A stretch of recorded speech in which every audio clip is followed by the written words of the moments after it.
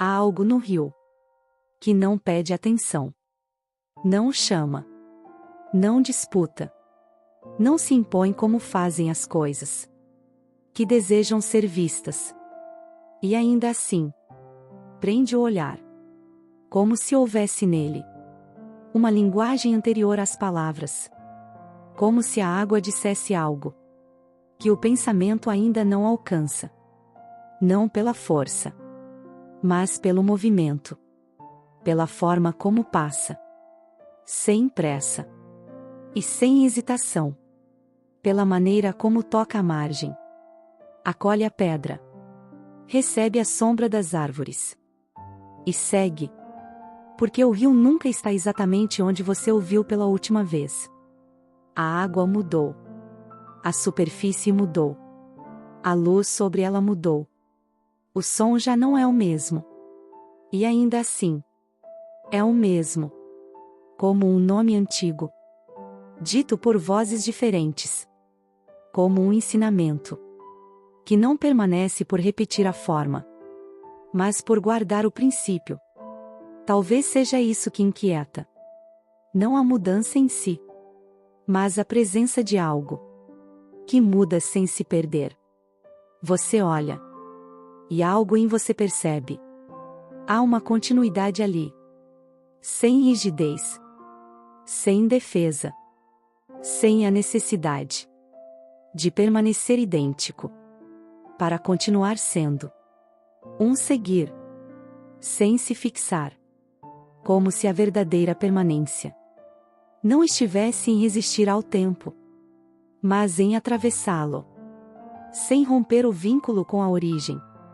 Vivemos de outra forma, longe dessa medida, longe dessa escuta, tentando manter, segurar, definir, dar nome ao que escapa, como se o nome pudesse deter, fechar em contorno o que nasceu para atravessar, como se estabilidade fosse permanência, como se clareza fosse algo que não muda, como se direção fosse linha reta, como se o caminho verdadeiro não pudesse curvar, silenciar, desaparecer por um trecho, e ainda assim continuar.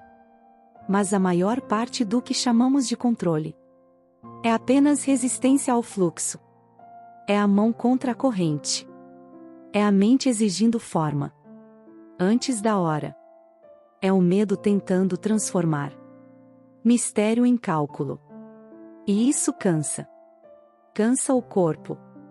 Cansa a atenção. Cansa a alma. Porque sustentar o que já quer partir exige uma força que nunca devolve paz. Porque a vida não se move como pensamos. Ela não obedece à geometria que o medo prefere. Ela não segue planos com precisão. Ela não espera entendimento.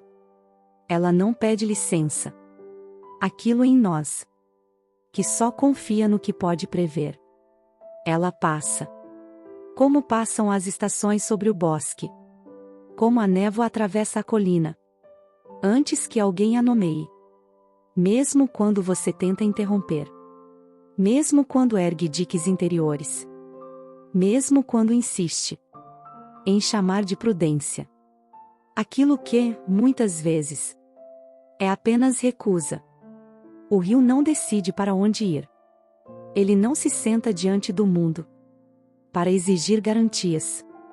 Não desenha antecipadamente cada dobra da terra. E ainda assim, chega.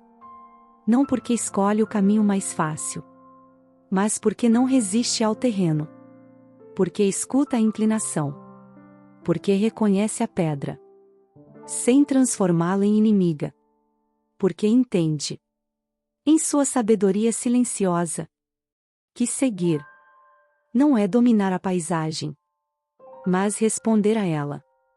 Ele contorna, cede, desvia, aprofunda, desaparece, sob raízes, sob sombra, sob trechos de terra escura, e retorna, mais adiante, noutra curva, com outra voz. E nesse movimento, ele desenha o próprio caminho. Não antes. Durante. É no passar que a direção se revela. É no encontro com o obstáculo que o curso se afina. É no atrito com o mundo que a forma do trajeto aparece. Uma margem não existe sem o percurso. Uma direção não existe sem o movimento. Uma travessia não se oferece inteira ao primeiro olhar. Ela se mostra aos poucos. Como fazem as antigas sabedorias. Por sinais. Por ritmos. Por aproximação. O rio não luta contra a pedra. Não a enfrenta como quem precisa vencê-la. Mas também não recua. Não abandona a própria natureza. Não renuncia ao seu ir. Ele permanece. Passando.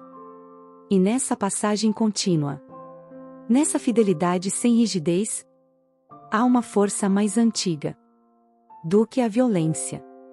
Até que o que parecia sólido começa a ceder. A pedra, que julgava durar por si mesma, descobre o trabalho secreto da água. Não pela força, mas pela continuidade. Não pelo golpe, mas pela permanência viva. Não pela imposição, mas por essa obediência profunda ao próprio fluxo.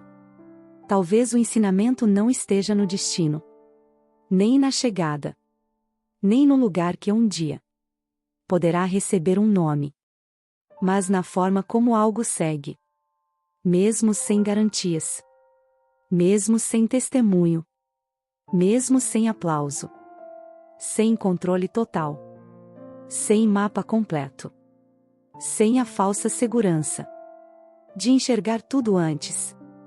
Há momentos em que você tenta entender demais. E ao tentar entender demais, afasta-se do que poderia sentir. Nomear demais. E ao nomear demais, seca o símbolo, antes que ele revele o que guarda. Prever demais. E ao prever demais, troca a presença por vigilância. E é exatamente aí que perde o movimento. Porque o excesso de explicação pode romper a intimidade com o real. Porque há passagens que não se abrem à força da análise, mas à fidelidade da escuta. O rio não precisa saber o todo para continuar. Ele não exige a visão do mar para honrar a próxima curva. Ele responde ao que encontra. A pedra, a raiz, a fenda da terra, a chuva recente, a estiagem, ao relevo oculto, que o chama sem palavras. E isso basta.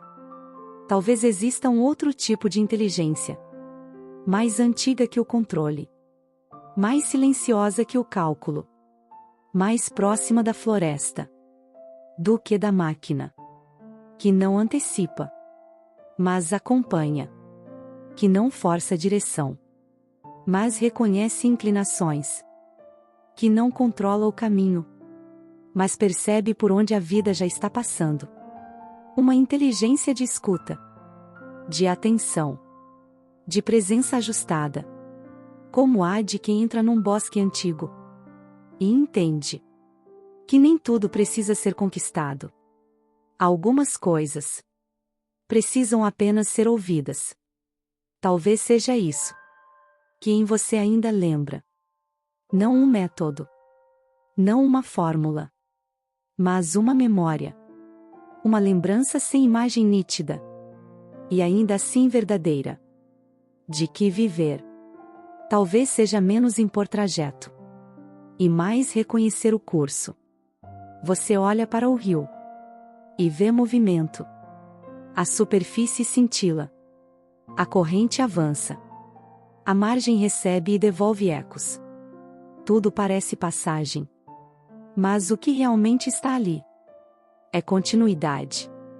Uma continuidade que não endurece, que não se fecha sobre si, que não transforma a constância em prisão. Não há continuidade rígida. De quem precisa manter tudo igual. De quem confunde fidelidade com repetição. De quem teme tanto a perda que já não consegue fluir. Mas a continuidade viva. De quem não interrompe o próprio fluxo. De quem muda sem trair o essencial. De quem atravessa a noite, a cheia, a seca, a curva escondida. E ainda assim, permanece ligado à nascente. Talvez o que você chama de escolha nem sempre comece no momento em que você pensa, nem no instante em que a mente declara, agora. Talvez ela comece muito antes, em regiões mais fundas, onde a vida já percebeu o que você ainda tenta compreender. Mas muito antes, no corpo, na escuta, naquilo que em silêncio já reconheceu a inclinação, como o rio, que já estava em movimento, antes mesmo de você chegar à margem, antes do seu olhar, antes da sua interpretação, antes da sua tentativa de transformar em conceito o que era, desde o início, presença em curso.